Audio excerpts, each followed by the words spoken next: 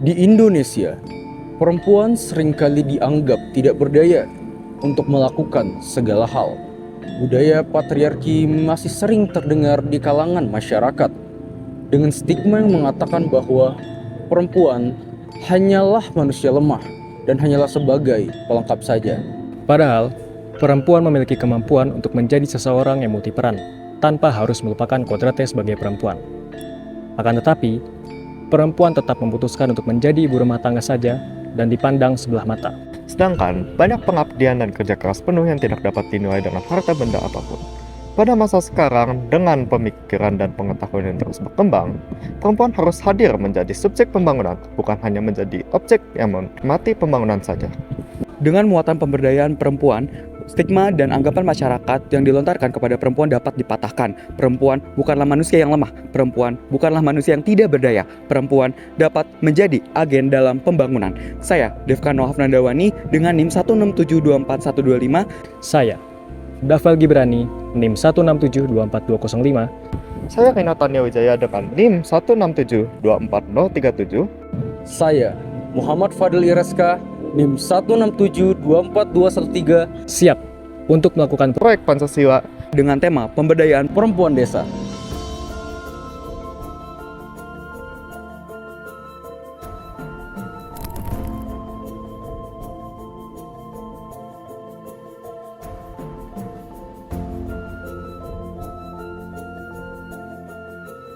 Pengangguran merupakan fenomena yang marak terjadi di Indonesia.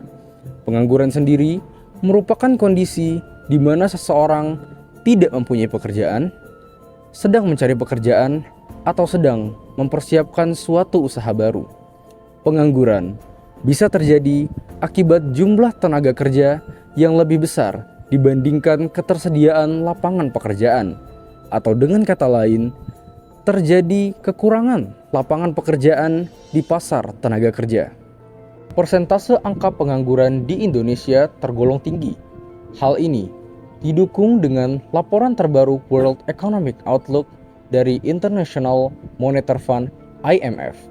Berdasarkan data tersebut, dari total penduduk Indonesia yang mencapai kurang lebih 280 juta jiwa, sebesar 5,2% atau 14 juta jiwanya mengalami pengangguran.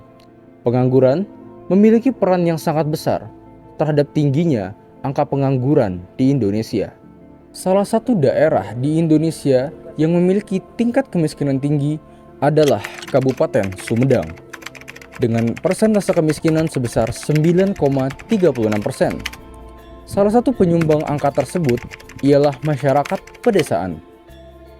Mayoritas pelaku ekonomi di pedesaan adalah laki-laki yang berprofesi sebagai satpam, petani, pedagang, ojek, dan lain sebagainya. Sedangkan perempuan, mereka terbelenggu budaya patriarki dengan stigma yang mengatakan bahwa lebih penting bagi perempuan untuk menjadi ibu rumah tangga dan mengurus anak saja. Padahal, perempuan juga memiliki hak untuk diberdayakan dan mendapat kemandirian ekonomi. Namun, dengan adanya permasalahan seperti kurangnya lapangan pekerjaan yang ada dan minimnya keterampilan, pengembangan serta pemasaran produk menjadikan hal tersebut sulit untuk diwujudkan.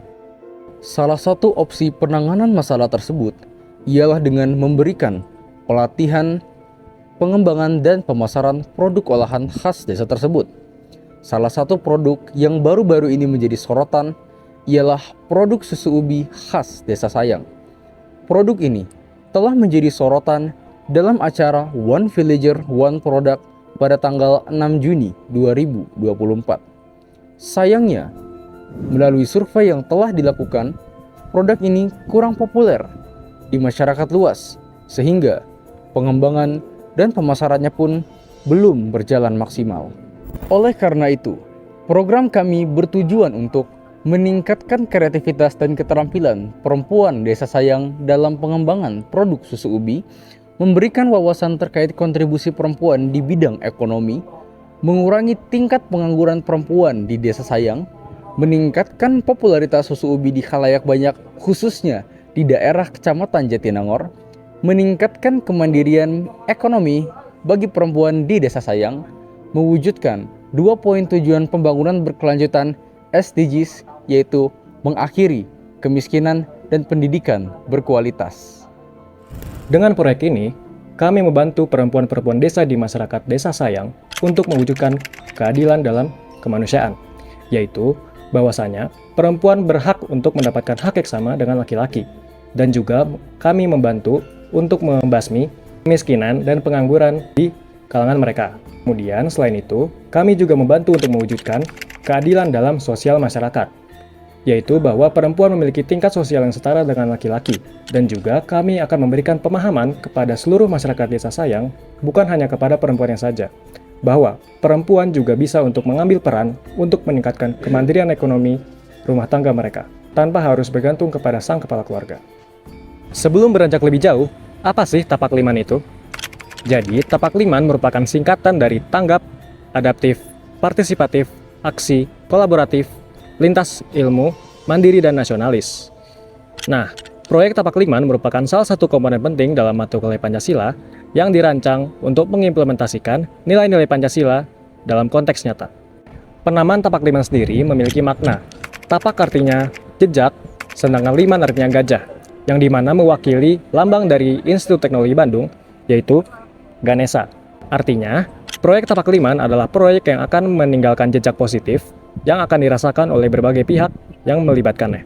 Proyek Tapak Liman sendiri menyediakan 5 tema untuk diangkat, yang dimana di masing-masing tema tersebut memiliki tujuan untuk pembangunan berkelanjutan, atau yang kita sebut sebagai Sustainable Development Goals, atau yang disebut SDGs. Nah, pada kasus kelompok kami mengangkat tema 1 dan 2, yang dimana tema 1 adalah mengakhiri kemiskinan, dan tema 2 adalah pendidikan berkualitas. Mungkin muncul beberapa pertanyaan. Apakah benar perempuan-perempuan di Desa Sayang perlu untuk diberdayakan? Yang kedua, bukankah Desa Sayang sudah maju dalam hal teknologi? Yang ketiga, apakah benar susu ubi perlu untuk dipasarkan? Lalu yang keempat, apa hubungannya proyek Tapak Liman dengan proyek yang kami rancang kali ini? Seluruh pertanyaan tersebut akan kami jawab satu persatu pada kesempatan kali ini. Sebelumnya, kami telah mengumpulkan data-data terkait yang dibutuhkan untuk pelaksanaan proyek kami ini. Yang pertama adalah kuesioner berbentuk form yang ditujukan kepada seluruh mahasiswa TPB ITB Angkatan 2024 terkait popularitas susu ubi. Kemudian yang kedua adalah kami melakukan wawancara secara langsung dengan Kepala Desa Desa Sayang, yaitu Bapak Dodi Kusnedi SPDI. Berdasarkan kuesioner tersebut, dari 83 orang yang berhasil kami dapatkan untuk merespon kuesioner tersebut, 95,2% diantaranya mengaku bahwa mereka tidak pernah mendengar apa itu susu ubi.